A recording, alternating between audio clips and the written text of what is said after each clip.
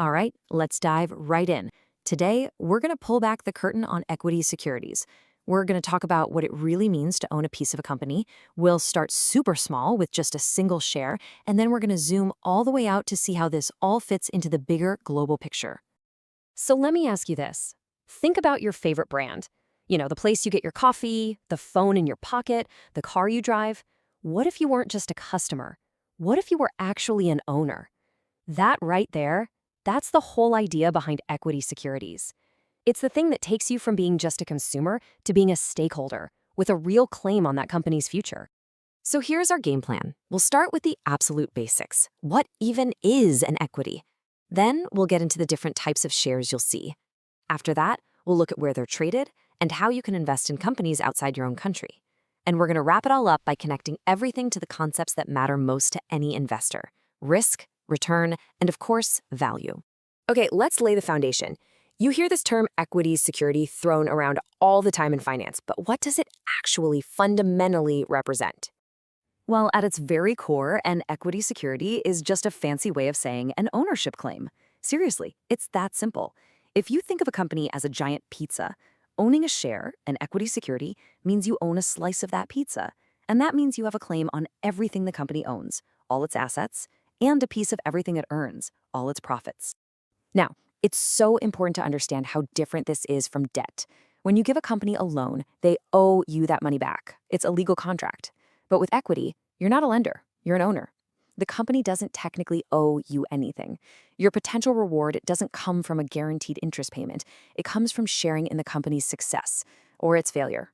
That's the risk, and that's the reward. Okay, so we've established that equity means ownership. But you know, not all ownership stakes are created equal.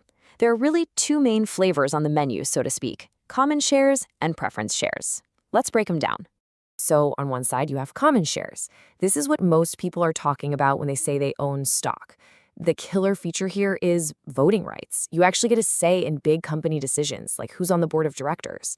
Then you have preference shares. With these, you usually give up your right to vote, but in exchange, you get VIP treatment. If the company pays out profits, called dividends, you are first in line to get paid.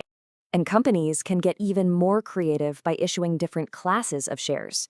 Take Viacom, for instance. They have Class A shares that get to vote and Class B shares that don't. Or look at Ford Motor Company. The Ford family holds special Class B shares that give them a massive 40% of the total voting power. It's a really clever way for founders or families to keep control of their company even if they don't own a majority of the actual shares. So now that we've got a handle on the types of shares, let's zoom out a bit. Where do you actually buy and sell this stuff? Well, this brings us to a huge difference between what you might call the public square of the stock market and the exclusive members-only private room of private equity. Public equity is what most of us are familiar with. These are shares you can buy and sell on big exchanges like the New York Stock Exchange. The key word here is liquid. It's super easy to turn your shares back into cash. Private equity, on the other hand, is the total opposite. These shares are not traded on public exchanges, which makes them really hard to sell, or illiquid. This is generally a world reserved for big institutions and very wealthy investors. You know, a classic move in the private equity world is the leveraged buyout, or LBO. It sounds incredibly complex, but the basic idea is pretty straightforward. First, a group of investors gets together. They borrow a ton of money, that's the leverage part, and use it to buy every single share of a public company. Then they take that company private, delisting it from the stock exchange. The whole goal is to fix it up, make it more profitable, and then hopefully sell it back to the public market later for a big profit. The world of equity investing isn't just stuck in one country, of course. So how does an investor sitting in, say, the United States go about owning a piece of a cool company based in Japan or Germany or Brazil? Well, the most popular answer is something called a depository receipt. You can think of it like a claim check for foreign stocks. A big bank will go out, buy shares of a foreign company, and hold them. Then, that bank issues these receipts that trade on your local stock exchange in your local currency. It's a really brilliant way to solve all the messy problems of currency conversions and different market rules. And here in the US, these are called American Depository Receipts, or ADRs. The main thing to get is that they come in different levels. And really, the higher the level, the more rules and regulations that foreign company had to follow to be listed here. A level 3 ADR, for example, is the top tier. It means the company is fully registered with our regulators, the SEC, and it can trade on the big exchanges just like any American company. For an investor, that means more transparency and more protection. So we know what equity is, the different kinds, and where it trades. But why does any of this really matter? This is where we bring it all home and look at the most important relationship in all of finance, the one between risk, return, and value. So here's the fundamental deal. As an owner of a company, your investment isn't guaranteed. If the business goes belly up, your shares could be worth zero. That's the risk. But to get people to take on that risk, there has to be a chance for a much bigger reward. And when you look at history, that's exactly what's happened.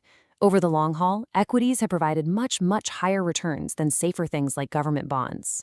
Now, take a look at this number. Just let it sink in for a second. It's pretty wild, right? If you had invested a single dollar into a basket of U.S. stocks way back in 1900, by 2016, it would have grown into over $1,400. So, how? What's the secret ingredient? Well, the secret isn't just that the stock prices went up. If that's all that happened, your dollar would have turned into about $12. Not bad, but not $1,400. The real engine, the true magic behind this incredible growth, is reinvesting the dividends. It's the power of compounding. The profits the company pays you buy more shares, and those new shares earn their own profits, which buy even more shares. It's a wealth-building snowball that just gets bigger and bigger over time. Okay, and finally, let's talk about value.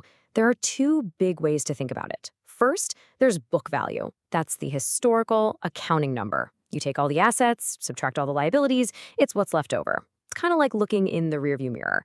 But then there's market value. That's what investors think the company is worth right now, based on its future potential. It's all about looking forward, down the road. And that leads us to the ultimate goal for so many great investors, and it's summed up perfectly here by Warren Buffett.